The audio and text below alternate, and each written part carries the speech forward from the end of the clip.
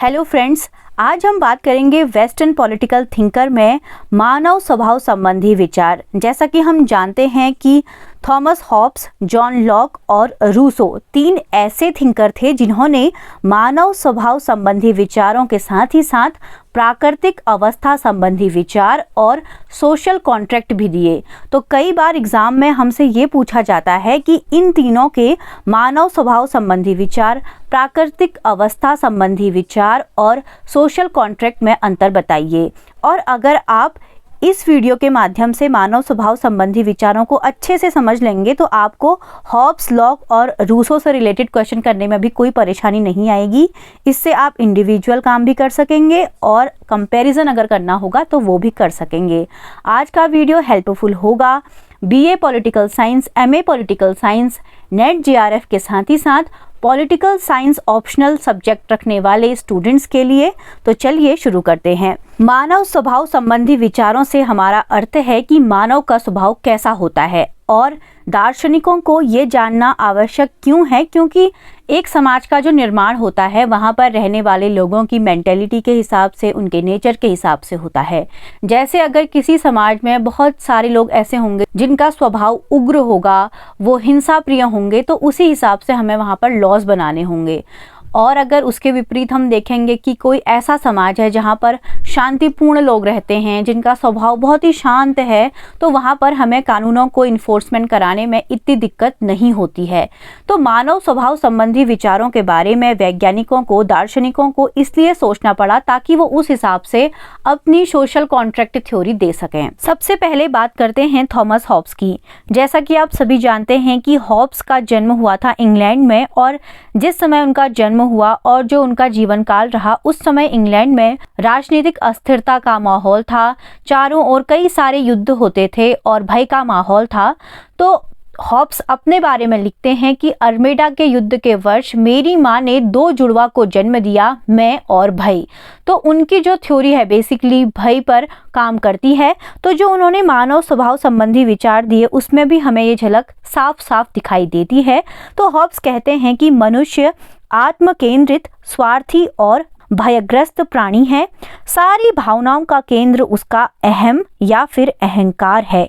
निस्वार्थता मानव का गुण नहीं है। जैसा कि हम सभी जानते हैं कि महान ग्रीक फिलोसोफर अरस्तु ने कहा था कि मनुष्य एक सामाजिक प्राणी है, लेकिन हॉब्स उसके अपोजिट बात करते हैं।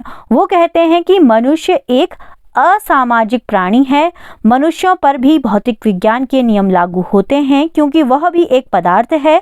मनुष्य का मन या फिर मस्तिष्क एक पदार्थ है और इसे उसने वैज्ञानिक भौतिकवाद कहा। अब इसे समझते हैं। देखिए, हॉब्स कह रहे हैं कि मनुष्य स्वार्थी है, आत्मकेंद्रित है और जो भी वो काम करते हैं वो सब अपने स्वार्थ में आकर करते हैं। क्योंकि मनुष्य एक असामाजिक प्राणी है, तो जब उसका स्वार्थ होगा, जब उसका अहम उसको सेटिस्फाई करना होगा, ईगो सेटिस्फाई करना होगा, तो वो क्या करेगा, समाज के बीच में जाएगा, अपने रिश्ते बनाएगा।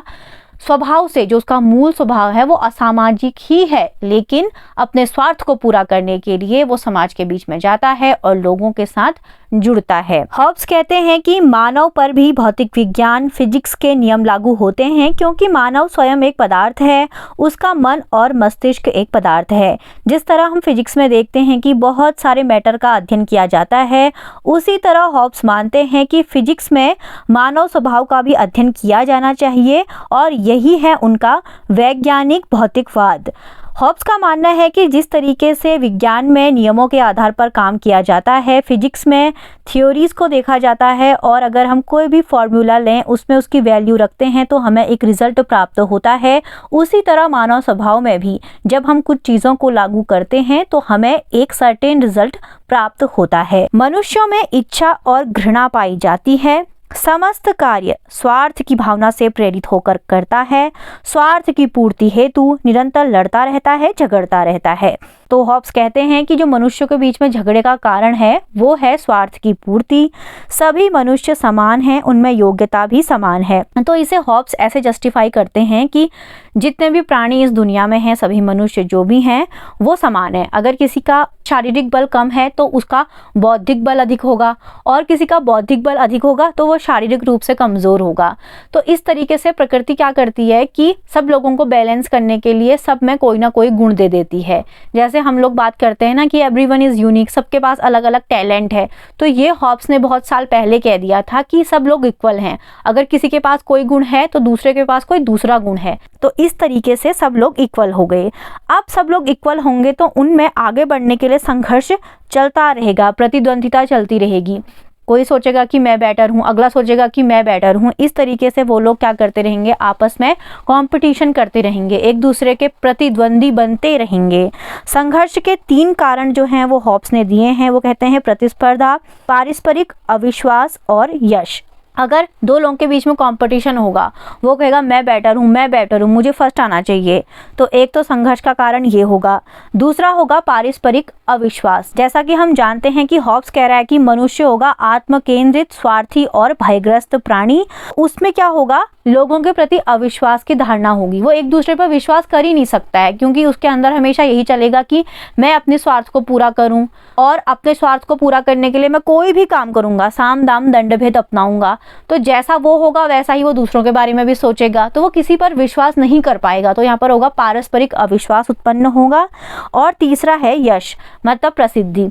अगर कोई इंसान प्रसिद्धि पाना चाहेगा, यश पाना चाहेगा, तो वो चाहेगा कि दूसरा मुझसे कम हो, ताकि मैं ही हाईलाइट हूँ, मैं ही आगे जाऊँ। तो संघर्ष के ये 3 कारण हैं, प्रतिस्पर्धा, पारस्परिक अविश्वास और यश।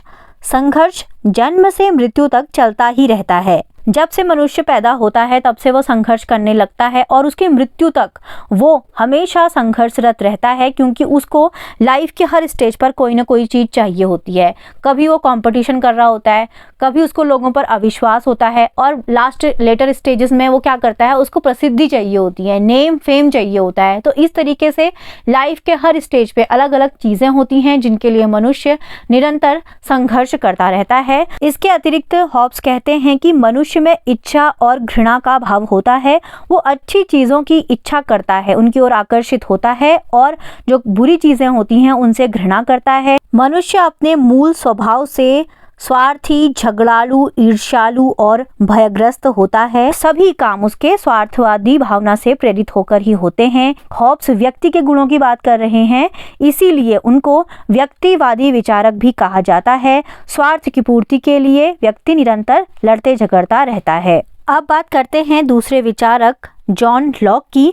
तो हॉब्स के विचारों के विपरीत है जॉन लॉक की थ्योरी।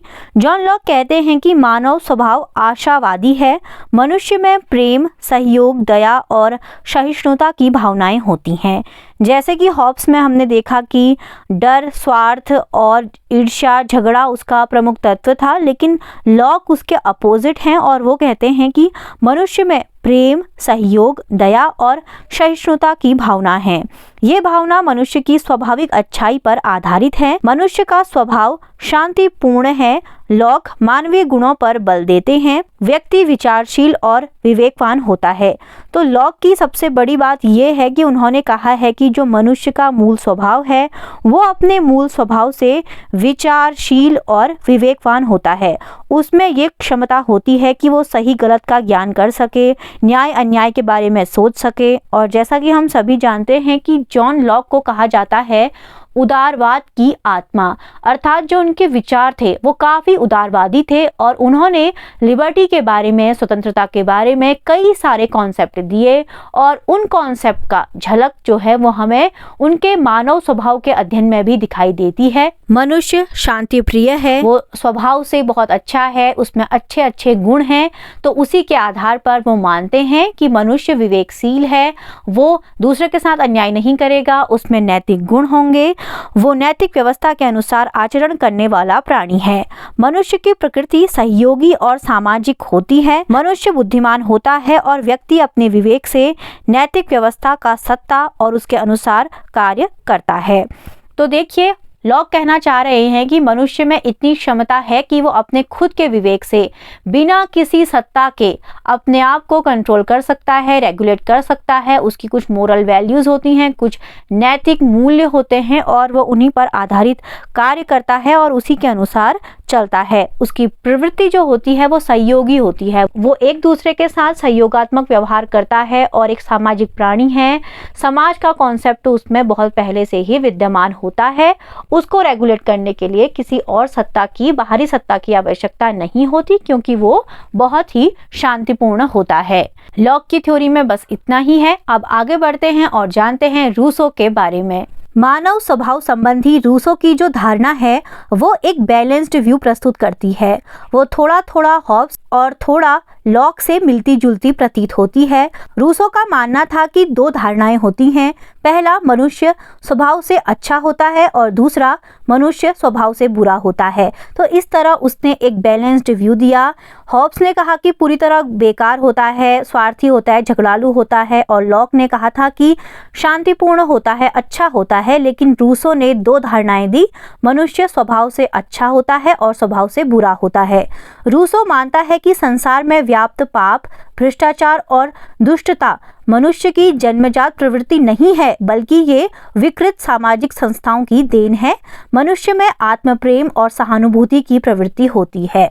तो देखिए, रूसो का मानना था कि जब इंसान पैदा होता है तो वो बहुत अच्छा होता है, लेकिन संसार में रहते रहते वो कई सामाजिक संस्थाओं से उसका आमना सामना होता है, उसके अनुभव होते हैं और उसके फलस्वरूप वो विकृत हो जाता है। उसके अंदर पाप, भ्रष्टाचार और दुष्टता जैसी प्रवृत्तियां आने लगती हैं और बेसिकली मनुष्य में आत्म प्रेम और सहानुभूति की प्रवृत्ति होती है। वो अपने आप से प्यार करता है और दूसरों के दर्द के प्रति वो सहानुभूति महसूस करता है। मनुष्य में कभी कभी संघर्ष भी होता है, क्योंकि पारिवारिक हितों की इच्छा सामाजिक हितों से मेल नहीं खाती। तो रूसो का मानना है कि जो मनुष्य है, अगर वो अपने पारिवारिक हितों के बारे में अधिक सोचने लगता है तो फिर उस समय संघर्ष की स्थिति उत्पन्न हो जाती है, क्योंकि कई बार पारिवारिक हित ऐसे होते हैं जिनसे समाज का हित नहीं होता।